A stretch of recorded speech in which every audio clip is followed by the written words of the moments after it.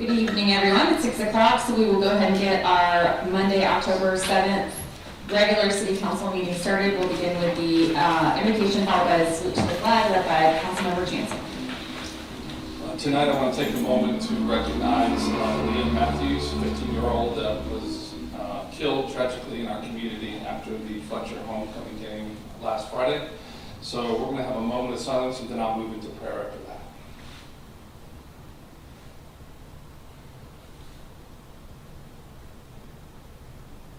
Good and gracious Heavenly Father, we come to you tonight with heavy hearts.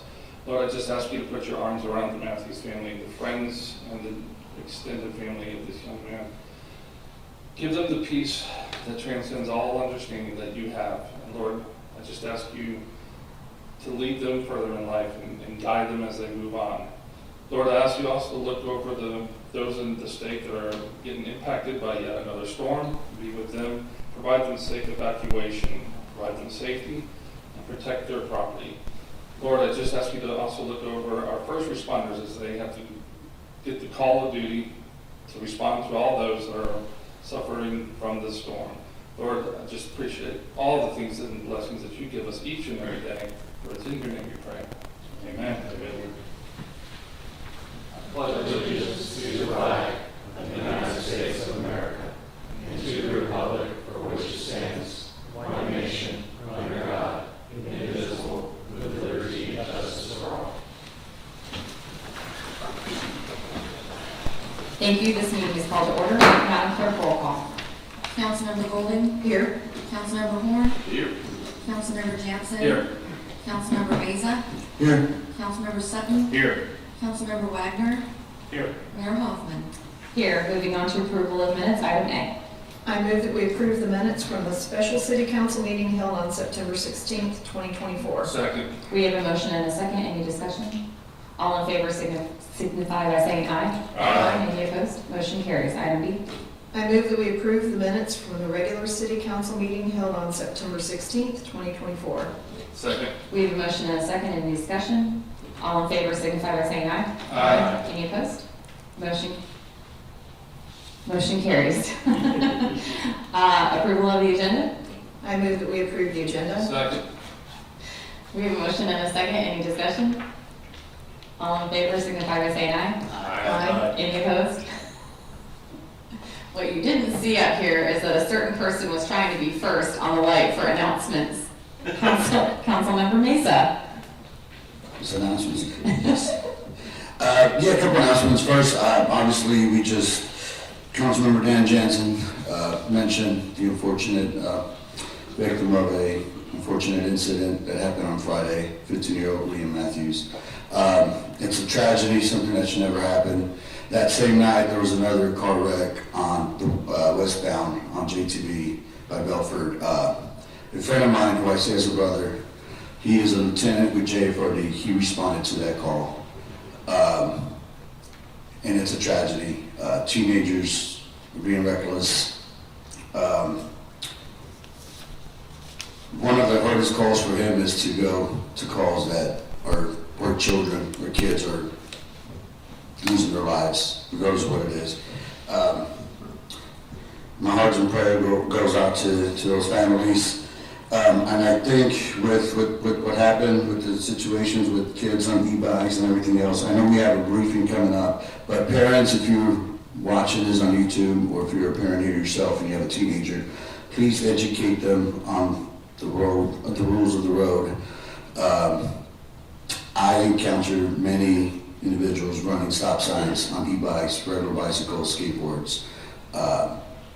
It's only a matter of time before it happens again. So parents, please educate your kids. Please educate. And I think this is something I don't know, our police department or surrounding beaches, I know they educate our kids in schools, but I think more education, and we just need to, I think, have some sort of enforcement if a cop witness someone running a stop sign on an e-bike. I think it's important not just to give them a ticket, but educate them on what would happen if they don't follow the rules. And second announcement, something to feel good about.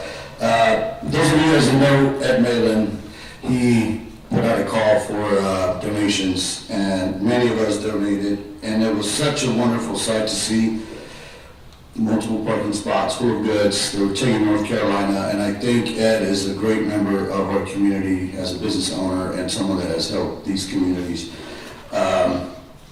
So a big thank you to him and his crew, Keith Faber, Heather Faber, Steve Usina, Dan, Bubba Brown, Gordon Brown, Brian Croft, Shanks Croft, Don Burkhart, Paul Briggs, Chris Sanchez, Luke Tipton, Ben Easton, Mayes Toll, Arthur Borcelli, himself, and Cody Dubbin, a bunch of the people that helped them to go up north. And I don't know what we can do, but I would recommend maybe talking about Ed Malin receiving the Wave Maker Award, and maybe, if not, a resolution where we have an Ed Mellon Day, since he's doing a lot for the community, and I think it's something good. Thank you, guys. You stole some of my thunder, so thank you, Mr. Mesa, but that is in the works, pending Mr. Malin's availability. I hope he's not watching right now because we are trying to surprise him. Mr. Sutton. Thank you, Mayor. Just a couple things. Hats off to Dennis, you and your group. There's a lot of debris that's left in the city from the last storm, and Dennis and the Public Works Department have jumped in along with Waste Pro to proactively try and finish getting that up off the street, which it's going to need to be in the next 48 hours for sure before we get round two. So thanks, Dennis, to you and your crew. They were out working really hard today. A number of us were at Florida League of Cities last week at the committee meetings, supporting all 5 of the committees, I believe, as well as staff there. I'm on the Intergovernmental Relations, Mobility, and Emergency Management. It's changed names. It's hard to remember. It's got a lot of words. But no particular policy priorities for us as yet. I think that'll become clearer in November. And congratulations to Sandy on chairing her committee. First time, I'm not so sure, but it may be the first time we've had one of our council members as chair of any of those committees. So that was great. And that's it. I've got a couple other questions, but I think Mr. Stefopoulos is going to bring something up shortly, and I'll ask them. Ms. Golding. Thank you, Mayor. Just want to reiterate some of the things that my fellow council members have said. Definitely Public Works. I've had some calls about the yard waste pickup, and do appreciate everything that our staff is doing pre-hurricane and post-hurricane, and now in preparation of another hurricane. So thank you to Public Works and to Waste Pro. I also wanted to throw out a special thanks to our Beaches Energy crew, because we personally, my husband and I, only lost power for 2 hours as a result of Helene, and got power back rather quickly. And unfortunately, our neighbors to the north of us in Atlantic Beach had several days that they were without power. Oh, and you were one of them, huh? Okay. Oh, wow. Okay. So, but also, in addition to working hard to make sure that we had our power restored, we had several crew members go up to South Carolina and help restore power there, and now they're coming back here so that they can be prepared for Milton. So we want to thank your entire crew, Alan, for all that they have been doing and they will continue to be doing for us. Thanks to Angie's and everyone in the community who donated to make that collection so huge. And just want to mention that in addition to donations that were sent to North Carolina, there were also donations sent to Florida, to victims in Florida, because I don't know if anybody has seen some of the photos or video, but there was definitely a lot of devastation in Florida, which is heartbreaking, because now Milton is going to pack a second punch in some of the same areas. So my thoughts and prayers are with our neighbors on the West Coast, and just want to let everybody know that there's a Jacks Beach candidate forum that was scheduled the night that Helene it and had to be rescheduled to Wednesday. And now it's looking like it's going to be done via Zoom instead, so that it will be safe for everyone to participate. Beaches Watch is going to post the Zoom link on their website and on Facebook. And the video of the forum will be posted after the forum is over. A topic that's near and dear to my heart is pet adoption, and just want to let everyone know that there will be a Whiskers and Waves pet adoption event and festival Saturday and Sunday, October 19th and 20th at the Seawalk Pavilion from 10 a.m. to 5 p.m.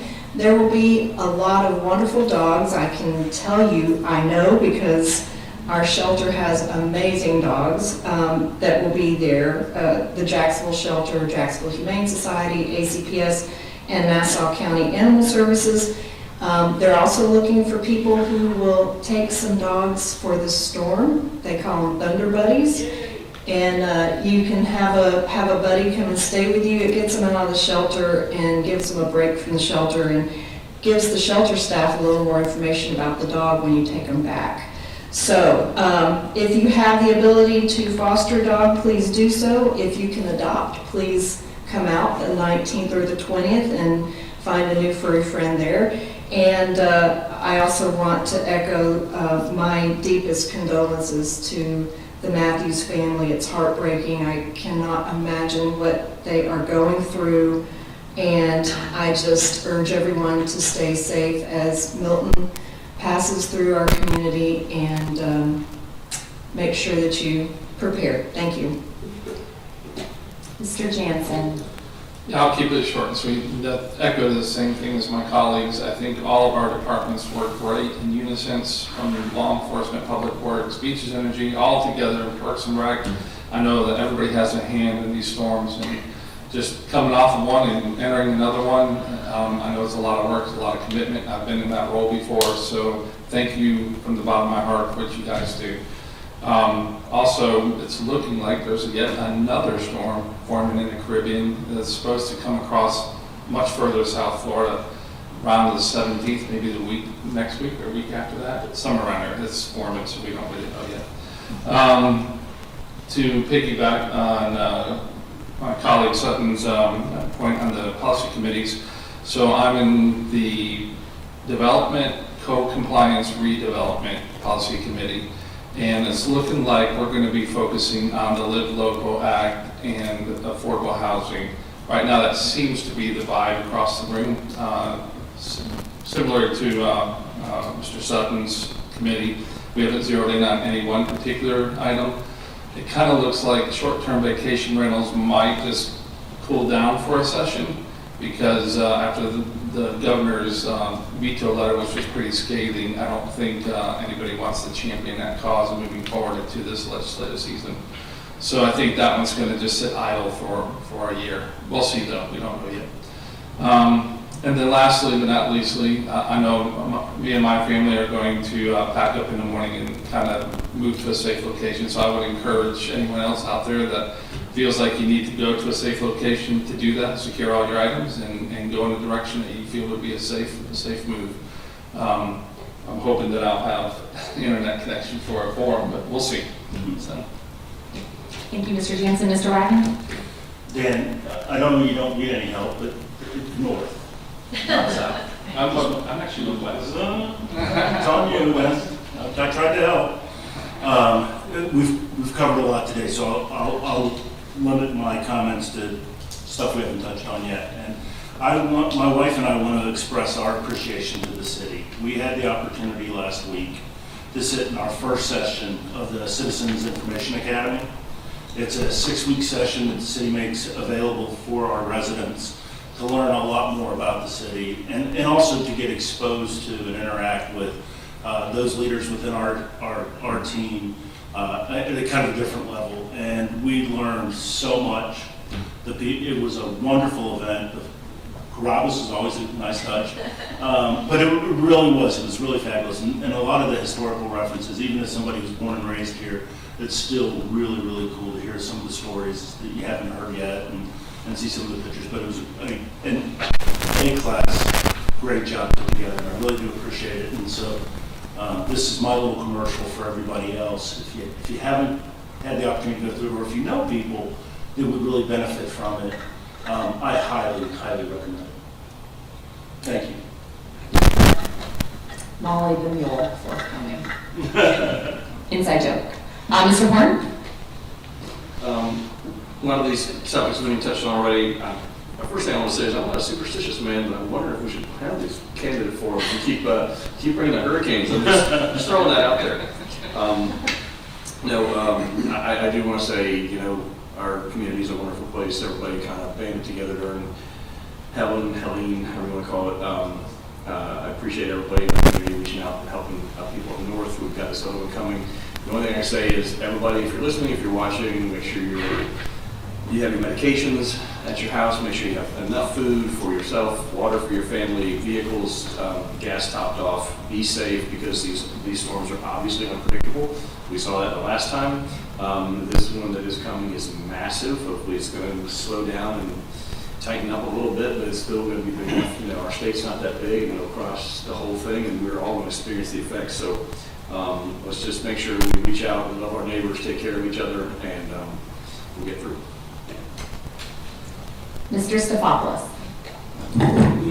Thank you, Mayor, Council. I wanted to just give a quick update to the council, to the community, with regards to Hurricane Milton, which is making its way towards the west coast of Florida. As you're aware, over the weekend, Governor DeSantis declared a state of emergency for a number of counties, a majority of them across the state of Florida. Duval County is included in that for the declaration of emergency. With regards to the actions that the city is taking at this point in time, as was previously mentioned, Public Works and our contractor Waste Pro are out and about trying to clean up all of the yard waste debris that is out there on the streets, so that we don't have projectiles depending on the winds that we receive. For the residents that are out there, we would ask that if you have not put out yard waste, do not put out any more at this time. It's going to take all we can do just to get what's out on the streets off the streets before the storm gets here. With regards to what we are likely to experience, for us, we will have winds that are going to be very similar to what we saw with Helene. Tropical storm force is what they're calling for, but we could see gusts that get into the hurricane range. With that being said, the rainfall is really going to be the big one this time around. Low end around 4 inches, high end could be as high as 10 inches. So again, our Public Works crew has been out checking our stormwater infrastructure, making sure that our pumps are working, our generators are fueled up and ready to go. But if you're driving around the community, obviously there are areas that people know of where the water collects.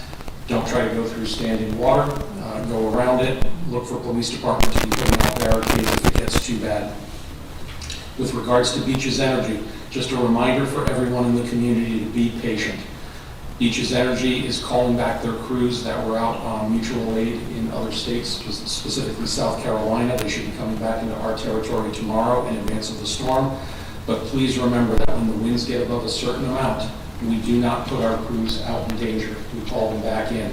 So if we have sustained winds that are going for 2, 3, 4 hours, that's 2, 3, or 4 hours that we will not be out trying to reestablish electrical connections.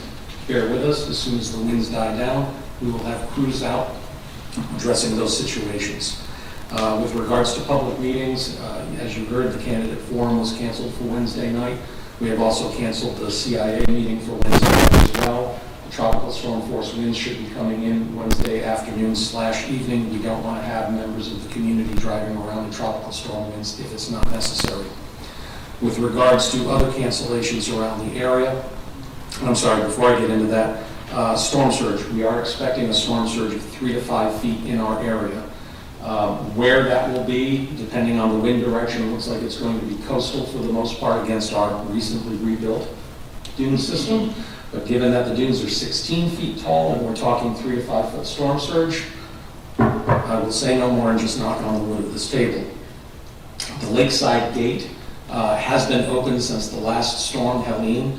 In speaking with our Public Works Department, and a code red was sent out earlier today, the Lakeside Gate will remain open through Hurricane Milton and through a paving project that's being done on the other side of the gate in Neptune Beach, which has some transportation impacts as well.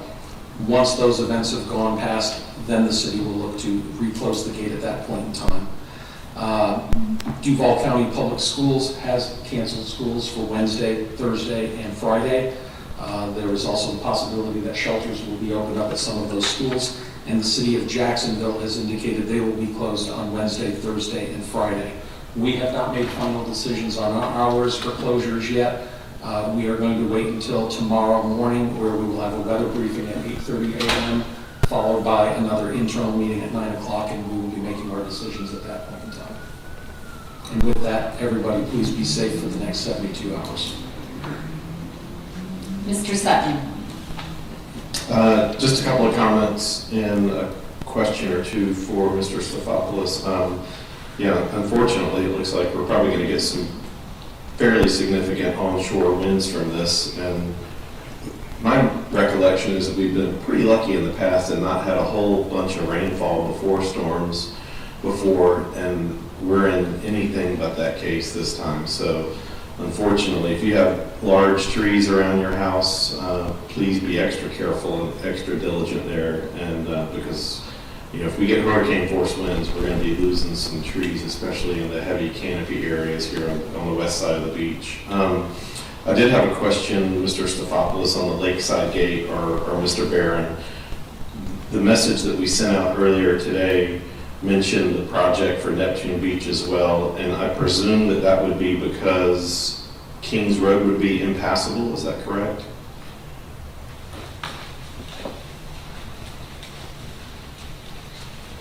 Dennis Barron, Public Works Director. Yes, I received a call last week from the Neptune Beach Police Department asking us if we would consider opening the gate, because they are part of their paving project is going to be on Kings Road itself. So because of the resurfacing and milling it down and then ultimately putting it back, they wanted to allow the people in that area to be able to have a second way out, of which I told them we already still had it open. We were expecting to close it and reopen it this morning. With the impending weather, we did not do that. So the gate will be open at minimum until next Monday. Do they have an estimate on the timing of that? They expected it to be done today, tomorrow, and we could close the gate on Wednesday. That was the original plan before Milton was even a glimpse in their eye. So I'm guessing they're still on track for their paving project, but I can't comment on whether they are or not. I'll just be in communication with them at the end of the week. So this wasn't like a weeks-long thing? It was only going to be open 3 days, Monday through Wednesday was the intent.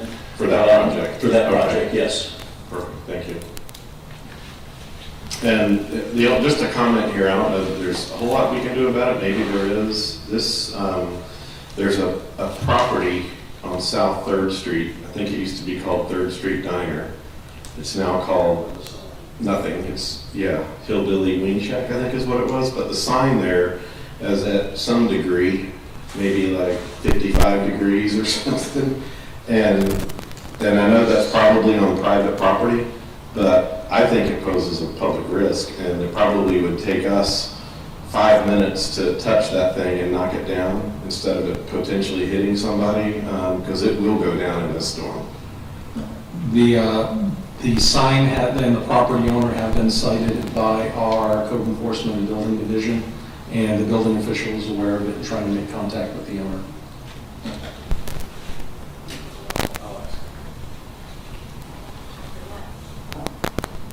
Any other? That was a lot, guys. We have a lot to cover. Thank you. I don't have anything to add other than to include my sympathies to the young man's family. His family does own a business here in Jacksonville Beach that is known probably to many of you, and hopefully you'll be able to support it when they get going again. And then just to reiterate, please be prepared for the storm. Follow Jack's Ready. That's the best place for up-to-date local information, localized information. Myself and members of our police command staff will be spending some time down at the EOC in Jacksonville to get as much up-to-date information as we can, and to provide them with our information as well, so that when Mayor Deegan and other county officials are speaking on behalf of the county, that they have the correct information from us as far as what our plans are. And I would like to note that while the Beaches and Energy Director lives in JEA territory, the JEA CEO lives in Beaches Energy territory. So And also, I think Mr. Stefopoulos misspoke when he said that the Beaches Watch Forum was canceled. It is still on for the same day and time. It's just a different, not in person, it'll be via Zoom. But that will be high impact storm time, so keep an eye on your social media and emails on that one as well.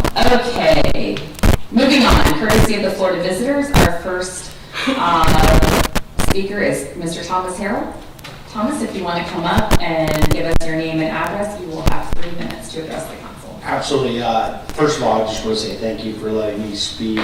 Thomas Harrell, 2796 Colonies Drive. I live at Republic and Colonies, right.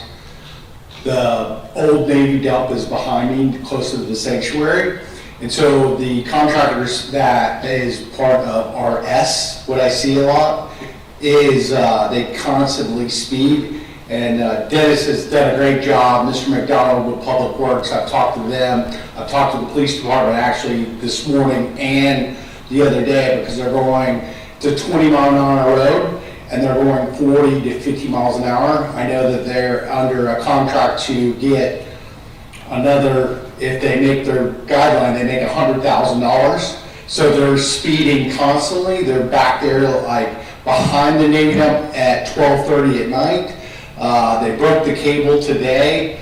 I just would like to reiterate the fact that there weren't a lot of kids in our neighborhood when I first lived there, when I was first moved there 5 years ago, and now we have like 30 children. And I have a 100-pound chocolate lab, and if someone hits my dog, there's going to be hell to pay. I mean, I've been flicked off. I've been told to mind my own business with the contractor, so it's just one of those things that I just wanted to reiterate to the council and bring it to your attention. I contacted Mr. Horn and to make sure that he was intuitive of what we needed to, he knew that I was coming to speak as well, but it's impossible where they just like, I've had to pressure wash my house twice because of the dust that keeps coming up and everything.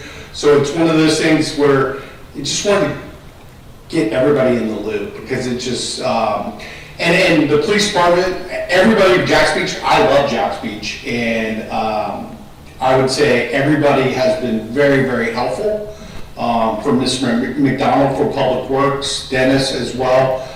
Everybody has been just very responsive and answered very questions. It's just how much are we gonna, it's a safety issue, and that's what I just really wanted to kind of bring to your attention. It's not, I'm not complaining to complain, but I'm complaining. If that makes sense, So it's just one of those things. I just want to say thank you, and I appreciate the time to speak, and everybody's been responsive. I've talked to Mr. Horn, and he's been great. So thank you so much, and I really appreciate it. Thank you, Mr. Harrell. David Zuckerman.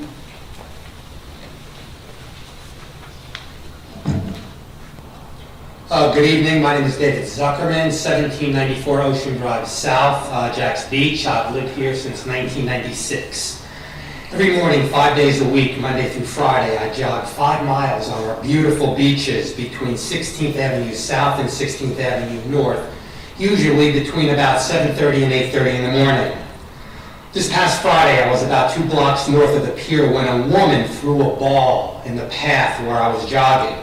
Now, since I was looking down at the beach, I did not see it till the last second. I looked up just as a 50-plus pound black Labrador running after the ball at full speed slammed into my leg and knocked me over and down onto the beach. Now, the woman ran over and repeatedly apologized. Several others also came over to see if I was okay. There was no argument. But I did tell the woman about the dog ordinance and please ask her to keep her dog on a leash. Well, she responded she never saw me, and she thought it was okay to let her dog loose since every day she sees everyone else doing it. Yes, it was an unintentional accident. Fortunately, I was not injured, but I'm 71 years old. I could have broken an arm, a leg, or fractured my hip when I went down. But one more thing to consider. Had that dog run into a young child or one of the many elderly citizens that walk our beach daily, that person too could have been seriously injured. As I said, I jog every morning, and I can honestly say I cannot remember the last time I saw an animal control unit on the beach during these hours. Furthermore, every day, every morning, north of the pier, within several blocks, there's at least 2 to 3 different groups of people throwing balls and frisbees with packs of dogs, 2, 3, 4, even 5 dogs, every one of them off a leash, every one of them running loose. Now, these are not tourists. It's the same group of people blatantly ignoring our laws every single day. Now, I respect that enforcing a leash law is difficult, but I'm here tonight begging you, start enforcing the law or ban dogs from the beach entirely. Like I said, I was not hurt when a large dog chasing a ball, running loose at full speed on the beach ran into me and knocked me over. But the next person may not be so fortunate. Ladies and gentlemen, thank you very much for your time. I sincerely appreciate it. Thank you. Thank you, Mr. Zuckerman. Roger Whiting?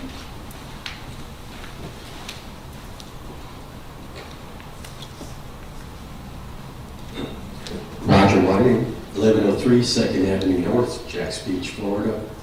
About my favorite subject, the project going on across the street from me in front of Gonzalez Park. I was here for all the meetings. The applicant clearly stated buildings would not be above 35 feet. That building that's sitting there is 39 feet peak. I've worked construction all my life. I don't have to go over there and measure it.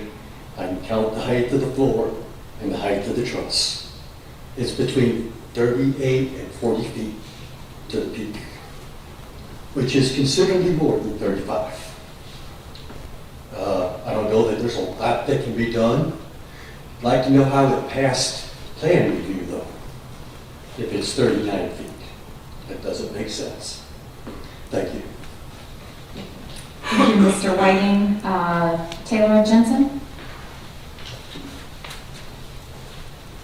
I was told to put this in for the clerk. Thank you, ma'am. Hey. Good evening, sorry. I'm not a public speaker. I've spent 20 years working here for y'all, for the citizens of Jacksonville Beach. I work for Public Works. I love to hear all the kind praises for public servants and our firefighters, and I know many of them have given scholarships out to me right here at Fletcher High School over my days. And that's why I'm here tonight, because 10 years ago, a group of employees here submitted in the thing, our pensions were stolen from us by y'all, whoever, I don't know, the union. And I have it right here, non-discrimination. But yet now, the city of Jacksonville Beach, this policy, adopted off the state of Florida policy, discriminates against 18-year-olds. The very people protecting my sons at school, maybe your son at school, the very firefighters who are going to pull us out of this disaster, the very people who have been pulling dead dogs floating out of creeks. Were my fellow employees on that dead dog any less than me? But yet, as I've shown in here, 18-year-olds, we don't even receive our money, while other officials, management, other people who are in charge are receiving boo-boo taxpayer dollars. Sorry, I live at 632 Oak Street, Neptune Beach, 1106 North 16th Street, Jacksonville Beach, born and raised, 4 generations right here, still alive. I'm seriously concerned when I just see things that says the public interest and that y'all don't discriminate. But in that info I showed, where I received 0 of my dollars after 20 years, don't even receive my money I've put in. There's a big problem. I know that there's some pension stuff coming up. I ask y'all to think about the 18-year-olds who y'all do hire, but y'all do not treat fairly, because now they're doing it at the city of Jacksonville. and they're going to continue to do it to public employees. And I feel as I'm the only person in this whole state who's trying to stand up, because you're not hiring us. We're here working, but we sure aren't family. We sure are not treated fairly. And I ask that because all I hear is DEI and fair pay for fair work. It's in y'all's documents, I handed to you. What about my nieces who live 4 blocks away when they get to come here and be a public servant at 18? Or your son, our sons grew up and went to kindergarten together.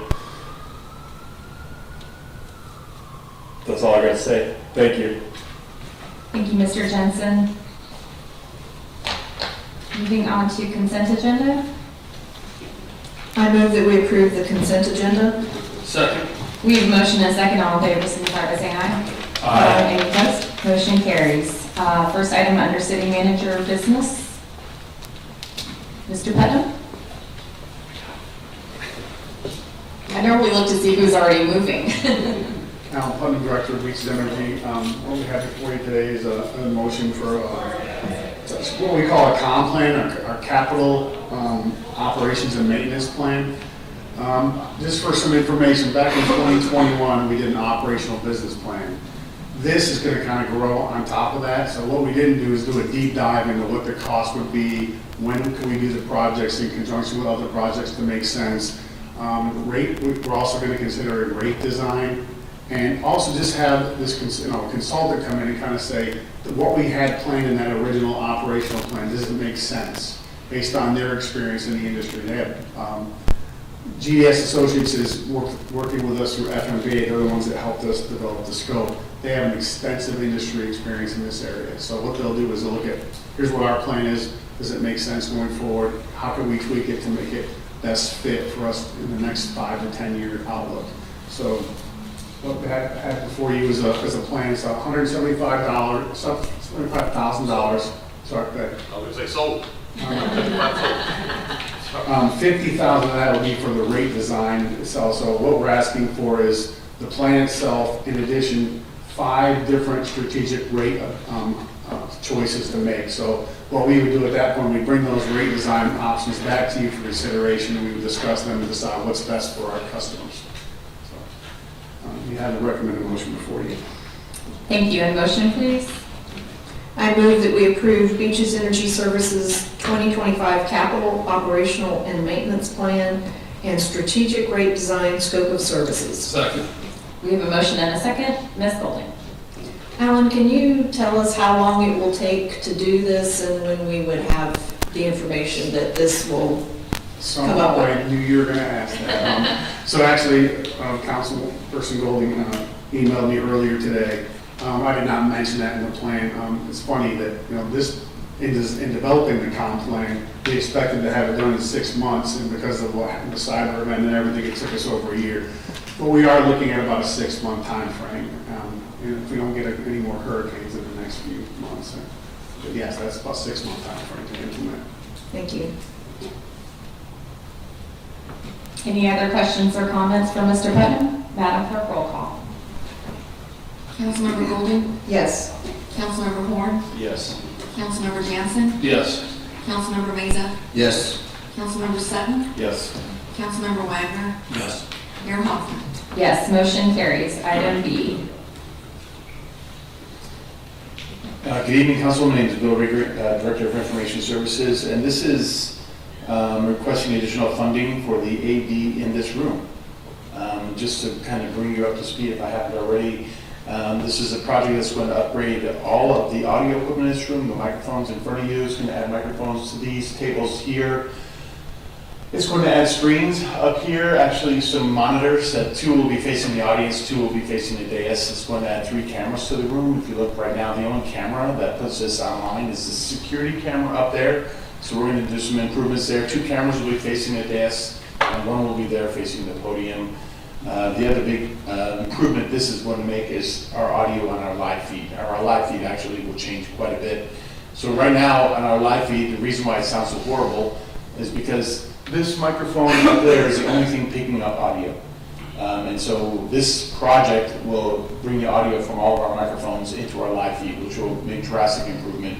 It will also offer a split screen live feed, so we can have video and the presentation, like this presentation will be shown on the live stream, all of that. So this scope is adding a little bit. There was some cost increase just from the regular parts that were included in there since the original proposal, and we added microphones up here, so this is what I'm requesting the increase in this project for. I'm happy to answer any questions. Thank you. And a motion? I move that we approve the expanded scope of services with BIS Digital and additional funding for council chambers audiovisual equipment. Second. We have a motion and a second. I have a comment. I've made my opinions on this known.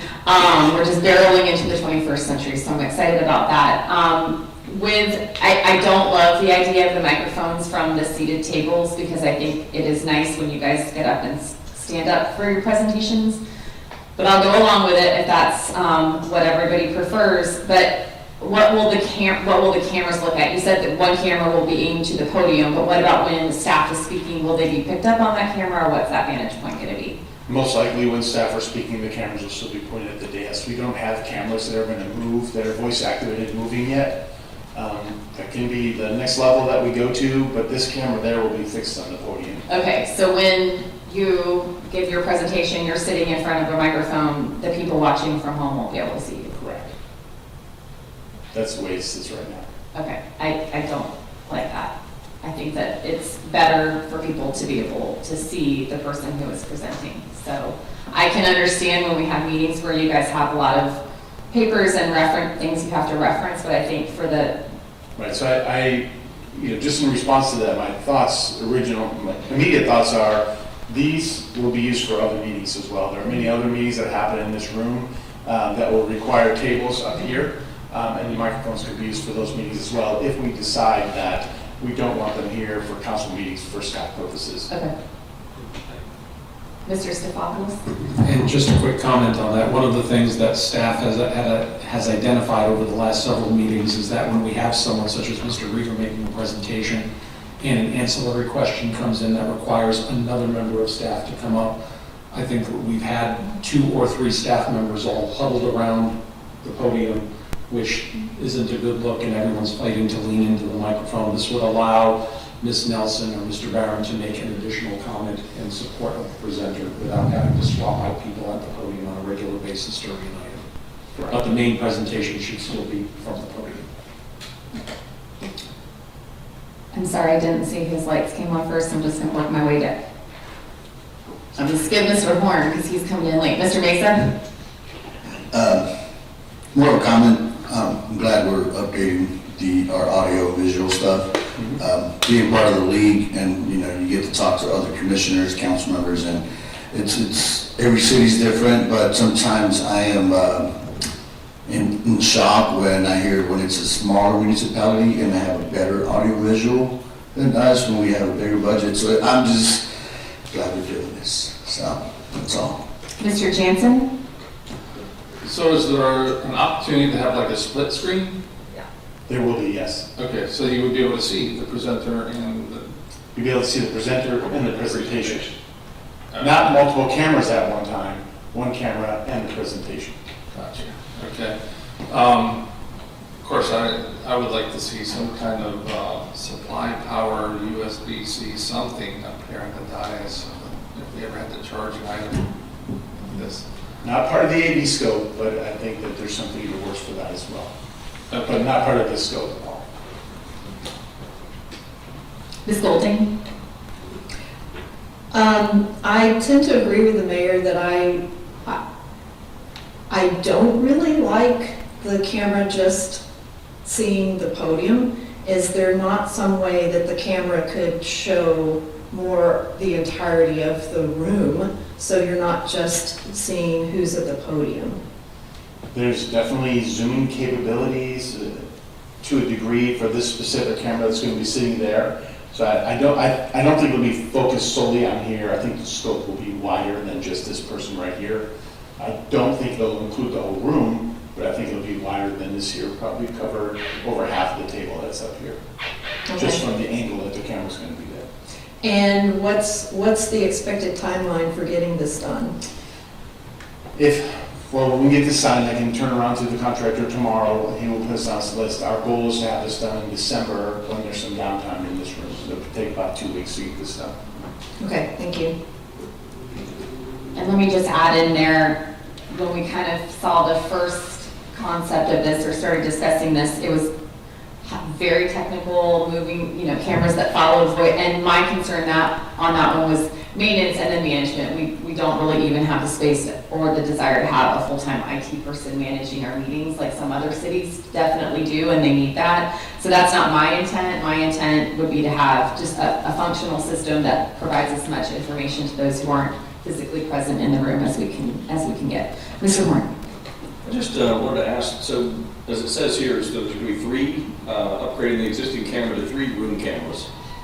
So 1 here, 1... They'll be on the wall facing the dais. Oh, okay, so I thought it was just 1 facing the dais, okay. There'll be 2. Okay. I do agree with the mayor in that if we are in a situation like this, if there isn't, I kind of get the idea, we don't want to have 5 people standing around the dais, and if it's you were to turn at the dais were to turn and say, is this 5 or 10? Somebody on the other side would be able to grab the microphone and say 10.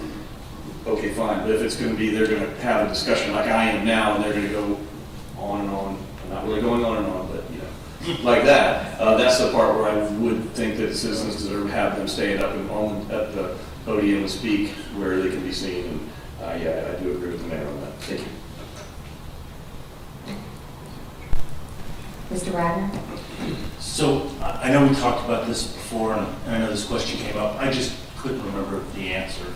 Is the new technology going to include the ability to bring in people like via a Zoom call or a remote call if we have members that are unable to attend in a way that would kind of work a lot better than what we do today? Yeah, we will have remote capability via Microsoft Teams and Wing Central. Perfect. Thank you. I just couldn't remember how we left it.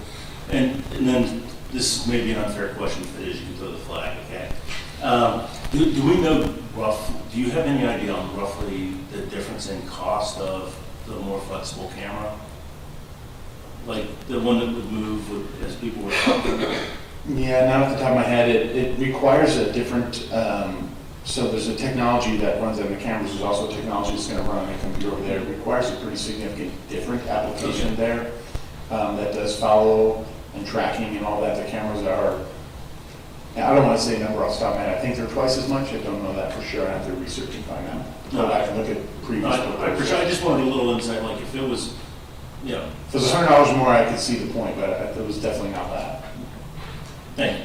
And again, I think the issue with that is management and maintenance, so it's not necessarily the hard cost of the hardware, but if it's something that's broken all the time or that we don't know how to use, it does not matter what camera we have. We will definitely be adding some tasks to city clerk and her role in this meeting, and to add more would definitely be more complex for that position.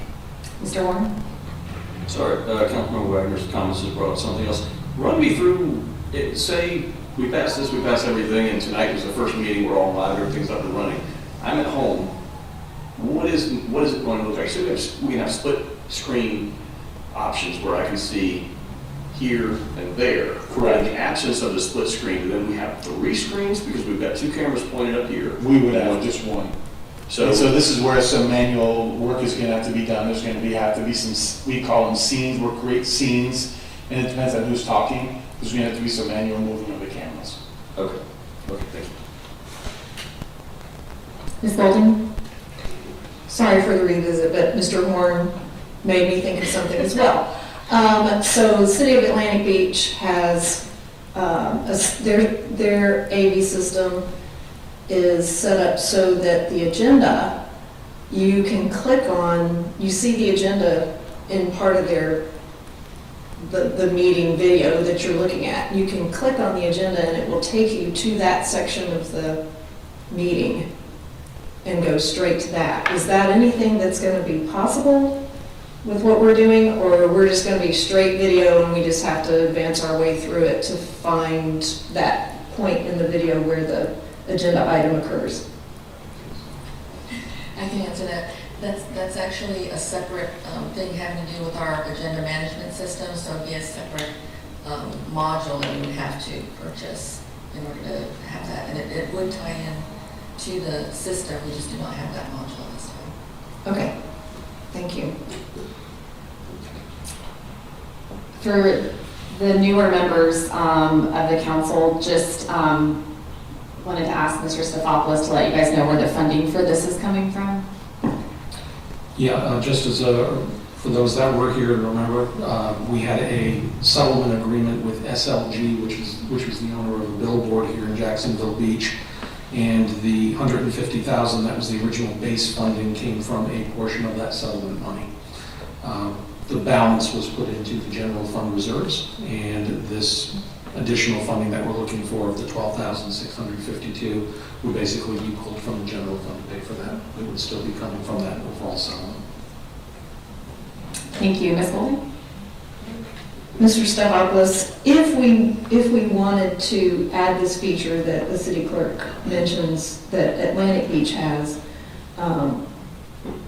how would we go about that? Is that something we would have to discuss in a briefing, the city council would discuss, or what?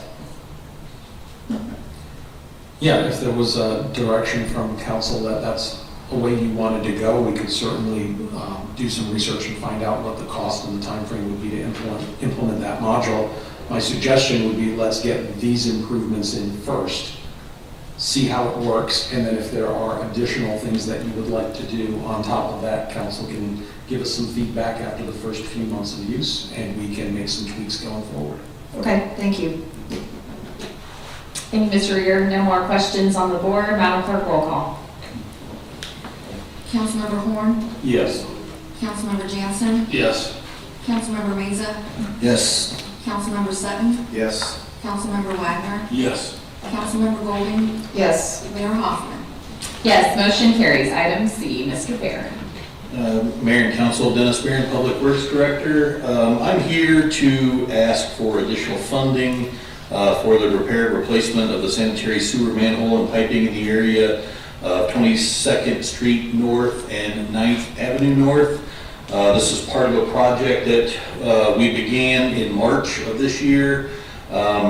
We've approved, you all approved an original proposal for right at just a little over $1 million with contingency for making a repair. That is now changed, and the subsurface conditions of the area have changed that have required us to have to do additional work that we were not expecting to have to do. So what I have in front of you is an approval requesting a total of $719,700 to be added to that original request to make the repairs in that area. Not sure if, do we have a graphic, Sherry, at all, or not? I think the only one we have is the one in the packet. Okay. And a motion, please. I move that we approve additional funding to repair, replace the sanitary sewer manhole and piping in the area of 22nd Street North for an amount not to exceed $719,700. Second. We have a motion and a second. Mr. Sutton? Dennis, this seems like a project that won't go away. Exactly. Was there something else that we approved in addition to the original scope, like for the slip lining or something? Yeah, that was another project for $400,000, if I remember right, of slip lining to be done in the area surrounding this particular pipe collapse. That project has still not been completed yet. We're waiting on getting this work completed before we bring the slip liner in to slip line that area. So the, what did you mention, the subsurface conditions or whatever, exactly what? Correct. The existing manhole where we were supposed to begin our project and head south, upon excavation, what they discovered was that manhole is 20 feet deep and it has shifted, the bottom has shifted to the south. So it's caused the pipe from the north to actually disconnect from the manhole, as well as squish together the pipe on the south, which became worse since we started this project. So now they have to completely take the top 12 feet off of that manhole,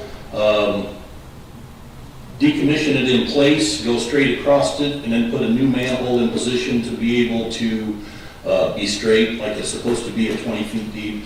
The biggest issue we have up here, of course, it's very close to the marsh. At 20 feet, a significant amount of water has to be dealt with in excavation, as well as the tidal influence brings additional water into the trenches. So this has been a project that's been going on way too long. Unfortunately, the surface, our subsurface has changed, and we have to change the project to be able to finish completing what we're doing.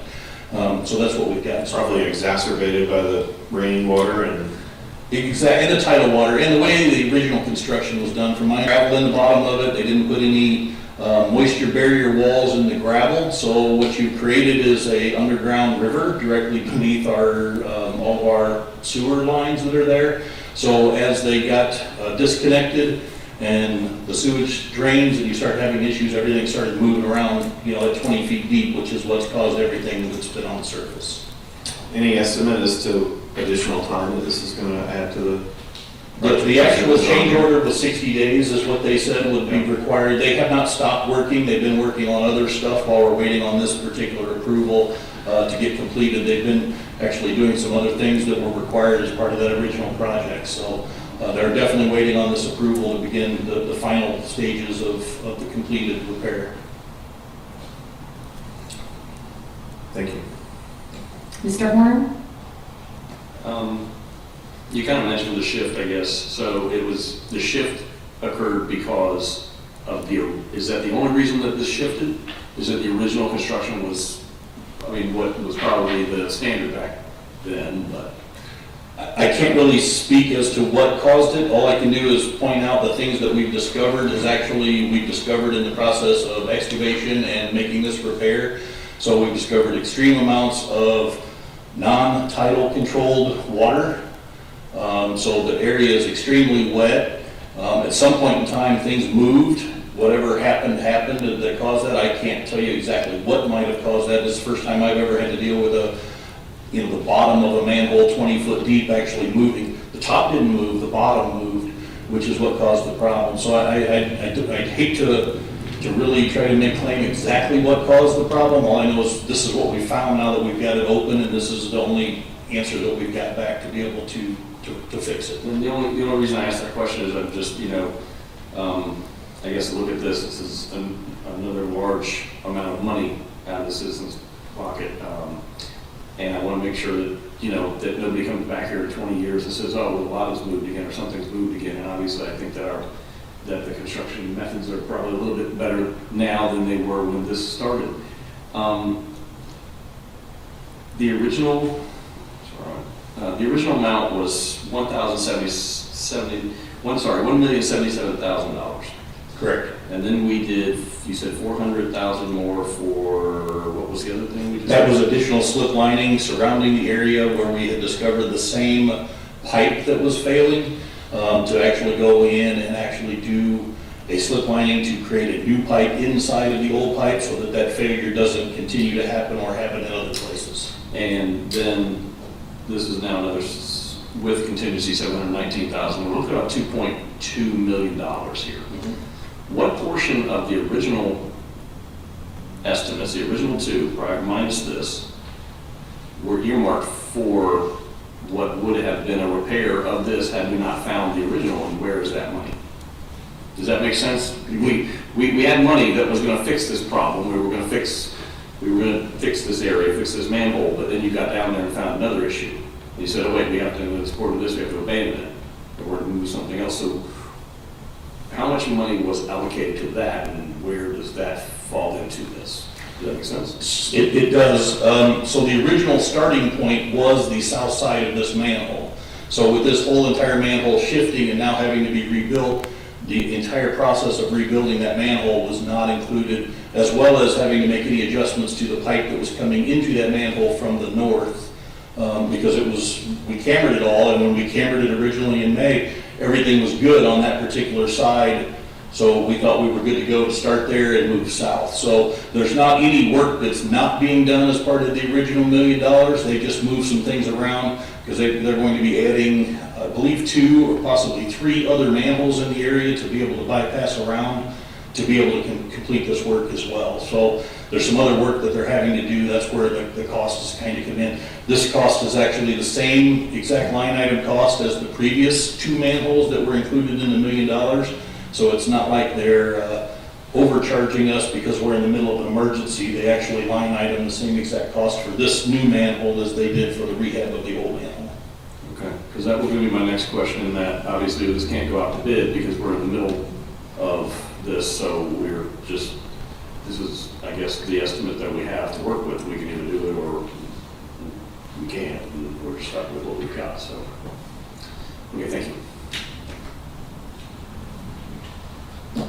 Dennis, can you talk about the scope that was included with the original $1,077,000? I believe there were 5 point repairs that were going to take place with that. Correct, there were, so this particular system, because it's 20 feet deep in places, there are a lot of what we call drop leg manholes. So the pipe will come in at 5 feet and it's coming into, but just before it gets to the manhole, then it drops straight down and goes all the way down to the bottom of the manhole.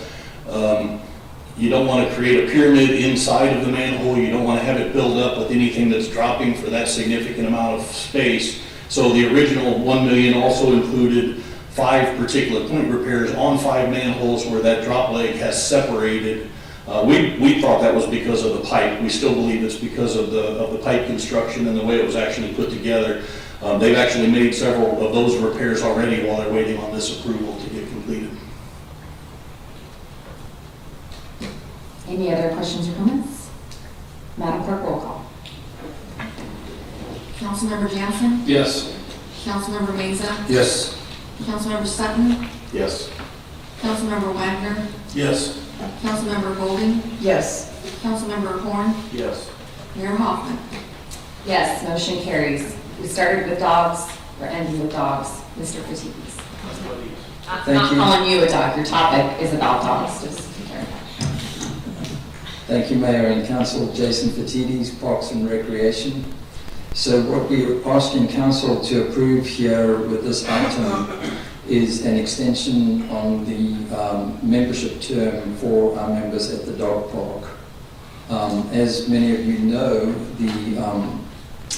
the access control system to the park has been down as a result mainly of the cyber event that happened earlier this year. Since that time, we've not been able to provide our members with a secure facility that they've become accustomed to. Happy to report, though, that we do have a solution to that. It's somewhat similar to the older system. Our IS department and our vendor worked very diligently to come up with a solution. We do have a activation date scheduled for Thursday, October 10th, realizing it may be impacted by the pending hurricane. So what we're proposing, in order to provide some kind of goodwill and recompense for the inconvenience that our members endured during that time, is to extend their membership for a 12-month period to begin on the activation date, whenever that may be. And again, this would only be for eligible members whom we define as those that had an active membership at any time while the control system was down. That's all I have. Thank you, Mr. Fatigues. And a motion, please? I move that we approve a one-time extension of membership to Paws Dog Park for eligible members. Second. We have a motion and a second. Any questions or comments? Going to be very welcome news among the Paws Park community, many of which are here on this dais. And maybe when we get the council chambers squared away with audiovisual, we can put some puppy cams in the dog park, because that would just be. Madam Clerk, roll call. Councilmember Mesa? Yes. Councilmember Sutton? Yes. Councilmember Wagner? Yes. Councilmember Golding? Yes. Councilmember Horn? Yes. Councilmember Jansen? Yes. Mayor Hoffman? Yes, motion carries. Motion to adjourn. I move that we adjourn. Second. All in favor, signify by saying aye. Aye. Any opposed?